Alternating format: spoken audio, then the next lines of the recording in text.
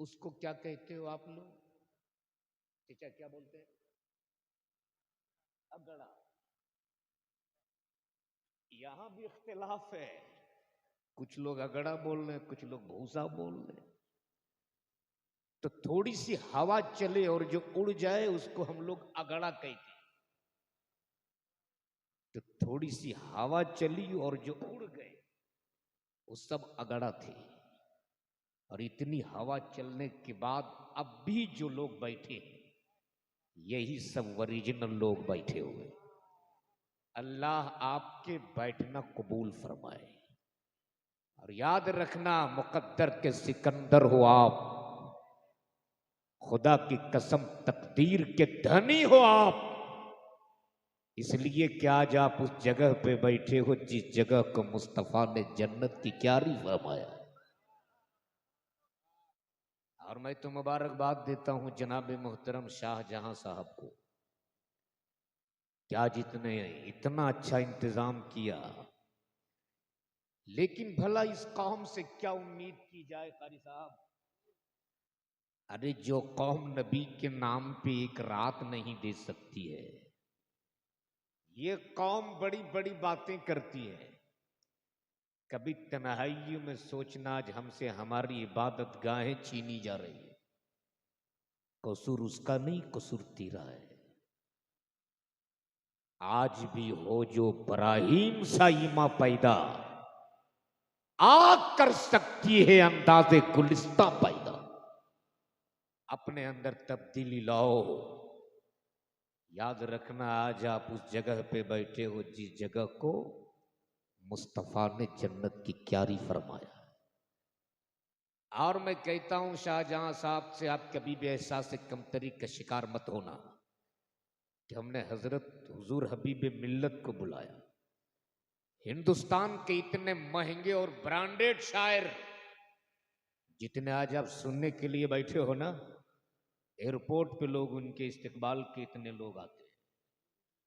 वो शायर अजमत रजा भागलपुरी बड़ी आसानी के साथ ये बुलबुल और मौलाना कासिम की मोहब्बत से मिल गए। ये लोग हाजिर हैं आज। इसलिए मैं कहूंगा कभी बेसा से कमतरे का शिकार मत होना आप शाहजहां साहब।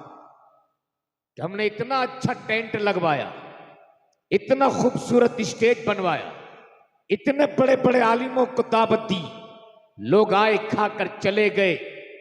अभी हुजूर हबीब मिल्लत फरमा रहे थे कि जब ऐसी मजलिसें सजती है ना तो इंसान अल्लाह के फरिश्ते उतर आते हैं। और जब इख्तिताम होता है ऐसी मजलिसों का तो फरिश्ते सीधे रब की बारगाह में हाजिर होते। रब फरिश्तों से पूछता, फरिश्तों कहां गए थे? हाय हाय, मेरा रब तो कादिर मुतलक है, सब जानता है मेरा रब, सब देखता है मेरा रब। फिर भी फरिश्तों से पूछता, फरिश्तों कहां गए थे? तब वो फरिश्ते रब की बारगाह में अर्ज करते, मेरे माबूद, तेरी बनाई हुई जमीन पर तेरे पैदा किए हुए बंदे एक जगह पे बैठकर तेरा भी जिक्र कर रखा था, तेरे महबूब का भी जिक्र कर रखा था, तेरे महबूब के महबूब का भी जिक्र कर रखा था। रब्बे जुल जलाल फरमाता, फरिश्तों गवाह रखना, जितने उस बज़्म में शरीक थे मैंने उन सबों की मग़फ़िरत फरमा दिया। नारे तकबीर, नारे रिसालत, मसलके आला हजरत, उलमाए अहले सुन्नत। खुदा की कसम, अगर ये आपका आज बैठना कबूल हो गया तो आज की यही रात आपके लिए मग़फ़िरत वाली रात बन सकती है। आज मेरे आलिम आपसे कहते हैं कि आप बोलो सुभान अल्लाह। आज मेरे आलिम आपसे कहलवाते हैं, कहो या रसूल अल्लाह। अरे ये तीनों उलमा का एहसान है कि तुझको ऐसी महफिलों में बैठा कर तेरे जुबान पे सुभान अल्लाह का विर्द भी जारी करवाती, या रसूल अल्लाह का नारा भी लगवा लेती। वरना ईमान से बताना, दिन गुजर जाता है, कितने बार अपने नबी को आप याद करते हो, रातें कट जाती है, रात में कितने बार अपने मुस्तफा पे अब दुरूद पढ़ते हो? अरे जिस नबी ने तुझको हर वक्त याद रखा, ताइफ के मैदान में पत्थरों की चोट खाते रहे, तेरे लिए मगफिरत की दुआएं देती रहे। जो नबी पैदा हुए मक्के में, जब भी ने नबूवत रखा जमीन मक्का पर, जुबान पे सदा थी रब्बे हबली उम्मती, जुबान पे सदा थी रब्बे हबली उम्मती। नबी गए मेराज में, जुबान पे सदा थी रब्बे हबली उम्मती। जो नबी हर वक्त तुझको याद रखा, महद से लेके लहद तक, मां की गोद से लेके कब्र की मंजिल तक, जिस नबी ने तुझको याद रखा, ईमान से बताओ उस नबी को दिन भर में आप कितने बार याद करते हो? खुदा की कसम, ये उन उलमा का एहसान है कि आपसे बुलवा लेते हैं सुभान अल्लाह, आपकी जुबान पे या रसूल अल्लाह का नारा लगवा लेते हैं।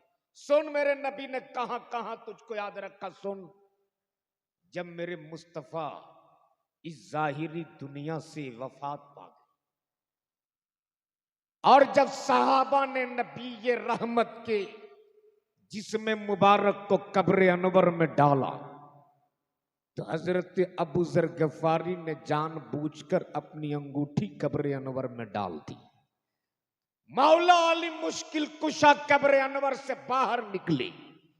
हजरत अबू जर गफारी ने अर्ज किया, ए दामाद पैगंबर, ए मौला अली मुश्किल कुशा, मेरी अंगूठी कब्र अनवर में गिर गई है, आप अगर इजाजत दे तो अपनी अंगूठी उठा लूं, आप अगर इजाजत दे दो अब तो अपनी अंगूठी उठा लूं। दामाद पैगंबर मौला अली मुश्किल कुशा ने इजाजत दे दी। हजरत अबू जर गफारी कब्र अनवर में उतरे और अंगूठी उठाने के बहाने मुस्तफा के तलवे अक़दस को चूम लिया। बोल दो जोर से। जैसे ही अबू जर गफारी ने नबी के कदम पाक को चूमा है, नजर पड़ गई मुस्तफा के चेहरे पर। जोर से। अबू जर गफारी की नजरों ने देखा नबी के लबे पाक हिल रहे थे। अरे बोल लो। लबे पाक के पैगंबर हरकत कर रहे। अबू जर गफारी ने अपने कान को लबे पाक के पैगंबर के करीब किया, बहुत देर तक कुछ सुनते रहा। नबी के लब हिलते रहे, अबू जर गफारी सुनते रहे। बहुत देर सुनने के बाद जब अबू जर गफारी कब्र अनवर से बाहर निकले, सहाबा की जमात ने घेर लिया और बोल पड़े, ए अबू जर गफारी, आखिरी वक्त नबी के कब्र में तुम थे, लबे पाक के पैगंबर हिल रहे थे, तेरा कान नबी के लब के करीब था। पता मेरे मुस्तफा क्या कह रहे थे, पता आखिरी वक्त मेरे नबी क्या कह रहे थे, इतना सुनना था। अबू जर गफारी की आंखें बरसने लगी और भीगी पलकों के साथ अबू जर गफारी ने अर्ज किया था, कसम है पैदा करने वाले उस रब्बे काबा की जिसकी कब्ज़े कुदरत में मेरी जान है, जब मैंने अपने कान को लबे पाक के पैगंबर के करीब किया तो मेरे नबी के जुबान से फकत ये सदा निकल रही थी, रब्बे हबली उम्मती, रब्बे हबली। वाह, नारे तकबीर, नारे रिसालत, मसलके आला हजरत, उलमाए अहले सुन्नत। जिस नबी ने तुझको हर वक्त याद रखा है, ईमान से बता उस नबी के तुम कितने दिन भर में याद करते हो?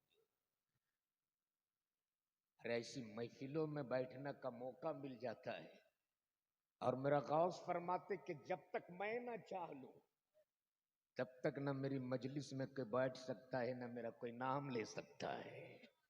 अरे ये तेरा बैठना कबूल हो गया कि रात के 2 बजे जब पूरी दुनिया चैन की नींद सो रही, लोग अपने बिस्तरों में मजे की नींद ले रहे, आप याद मुस्तफा में अपने दिन गुजार रहे हो।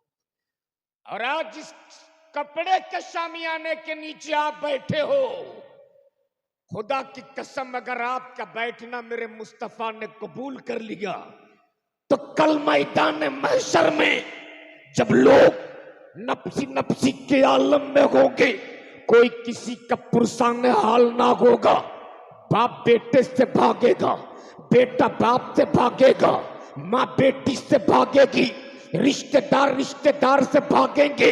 जब कोई तेरी मदद करने वाला ना होगा, जब कोई तुझको पूछने वाला ना होगा, तब वही मदीने वाले मुस्तफा तेरे सर पे अपनी चादर ततहीर डाल देंगे। और जिसके सर पे नबी अपनी चादर डाल दे, अपने वक्त का गुनहगार क्यों ना हो, बदकार क्यों ना हो, सियाहकार क्यों ना हो, सियार क्यों ना हो, जिसके सर पे नबी अपनी चादर डाल दे उससे कोई नहीं निकाल सकता। तभी तो उस्ताद ज़मान बोल पड़े, ढूंढा ही करे सदर कयामत के सिपाही, या रसूल अल्लाह वो किसको मिले जो तेरे दामन में छुपा। वाह वाह वाह वाह, नारे तकबीर, नारे रिसालत, मसलके आला हजरत। वाह, ये मुबारकबाद देता हूं शाहजहां साहब को कि आज उन्होंने अपनी बेटी के अकीके की खुशी में ये मिलाद मुस्तफा का इनेकाद किया। लोग बेटों की विलादत में ये खुशियां नहीं मनाते, लेकिन अल्लाह का शुक्र है कि इन्होंने बेटी की आमद पर उनके अकीके में इतनी बड़ी मजलिस सजा दी। आज तो हाल ये है साहब, अगर किसी के घर बेटी जन्म ले ले तो चेहरे पे 12 बज जाता है, और अगर बेटा जन्म ले तो इमाम साहब के हुजरे के सामने 3 बार जाके कूदेगा। और इत्तेफाक से अगर इमाम साहब कहीं बाहर चले गए तो डायरेक्ट बोलते, कहां मर गए इमाम साहब, ये जुमला होता है। लोग पूछेंगे क्या हुआ, अरे पता नहीं मेरे घर में चेक आया है, चेक। आजकल लोग बेटा कहां बोलते, चेक बोलते। और अगर बेटी हो गई तो इमाम साहब के पास नहीं जाएंगे, पड़ोस में किसी चचा को, चलिए ना, क्या हुआ है, बेटी ये हो गई है। सुन, अगर बेटियों के बाप बैठे हो तो सुन, बेटा तेरे लिए नेमत है, बेटी तेरे लिए अल्लाह की रहमत है। जोर से जोर से। इसलिए अगर बेटी जन्म ले तो मातम मत करना, अगर बेटी जन्म ले तो घबराना मत। इसलिए कि यही बेटी जब तक बाप के घर रहे रहमत, ससुराल चली जाए तो ससुराल वालों के लिए जीनत। और यही बेटी जब मां बन जाती है तो इसके कदमों के नीचे खुदा की जन्नत होती है। इसलिए याद रखना, तेरा बेटा डॉक्टर बन सकता है, इंजीनियर बन सकता है, एमएलए एमपी बन सकता है, लेकिन उसके कदमों के नीचे खुदा की जन्नत नहीं हो सकती है। अरे ये जन्नत तो सिर्फ बेटियों के हिस्से में आई है। इसलिए अगर बेटी जन्म ले ले तो घबराना मत। अल्लाह के नबी ने फरमाया, जिनकी 3 बेटियां हो। कितनी बेटियां?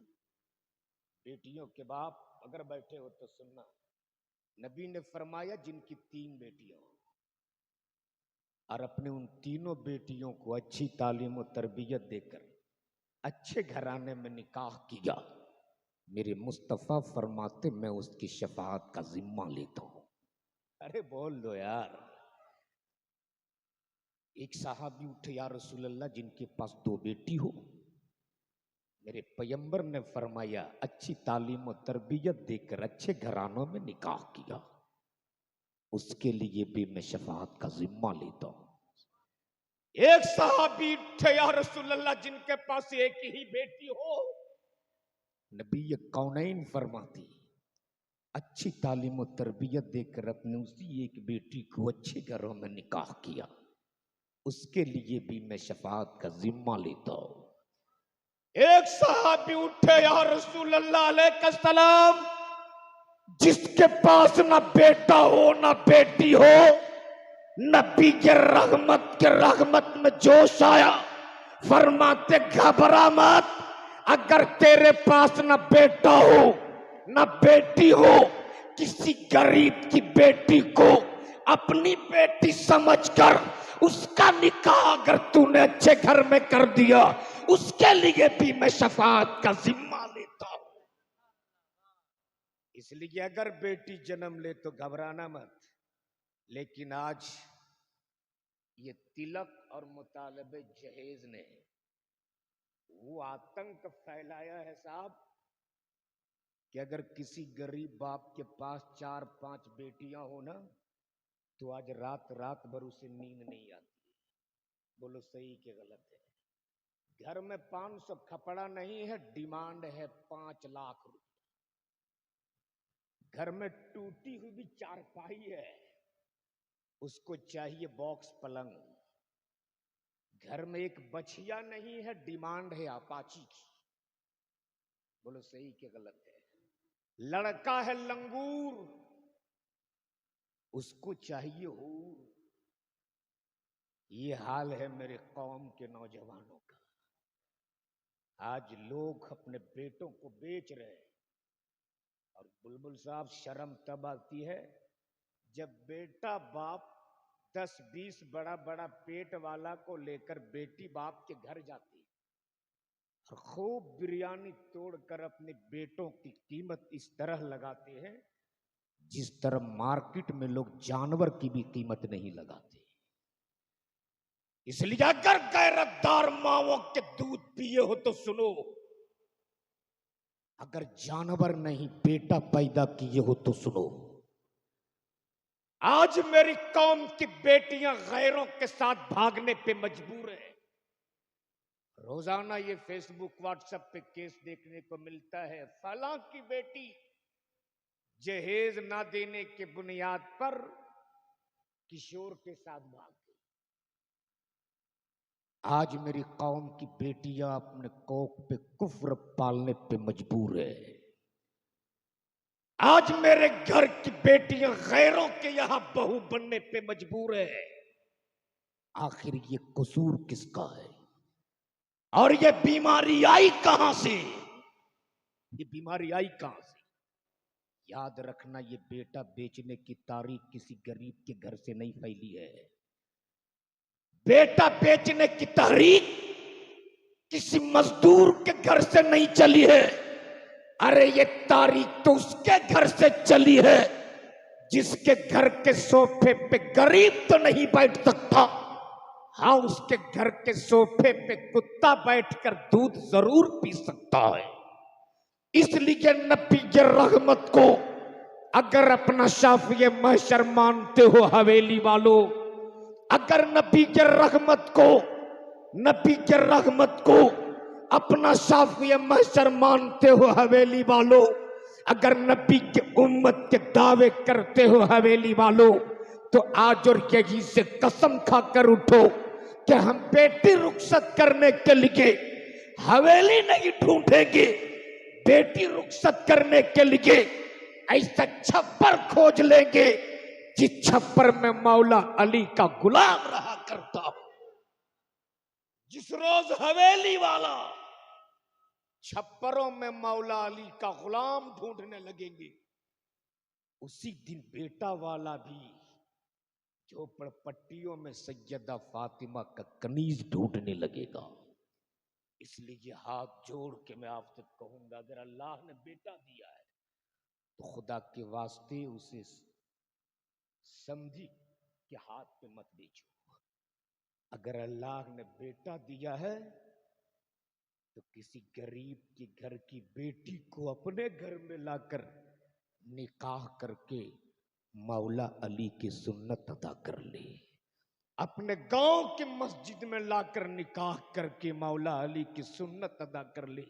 और उसी पैसे को बचाकर, जिस शादियों में आप फजूल खर्चियां करते हो, उसी पैसे को बचाकर अपने बेटों को अच्छी तालीम दे दो, अपने बच्चों को इल्म सिखा दो। अगर तेरे बच्चे के हाथों में कलम आ जाएगा इंशाअल्लाह फिर इस मुल्क में नया इनकलाब आएगा। इसलिए वक्त बड़ी तेजी के साथ सफर कर गया है। दुआ है रब्बे जुल जलाल सुनने से ज्यादा हमें अच्छी बातों पे अमल करने की तौफीक अता फरमा, और जिस मकसद के तहत ये तेरे नबी की बज़्म सजाई है, मेरे मालिक तमाम जायज मकासिद में कामयाबी अता फरमा। जिंदगी सहबत यार बाकी खुदा हाफिज। अस्सलामु अलैकुम व रहमतुल्लाहि ताला बरकातुहू। आइए खड़े होकर अपने नबी की बारगाह में सलाम पढ़ लें।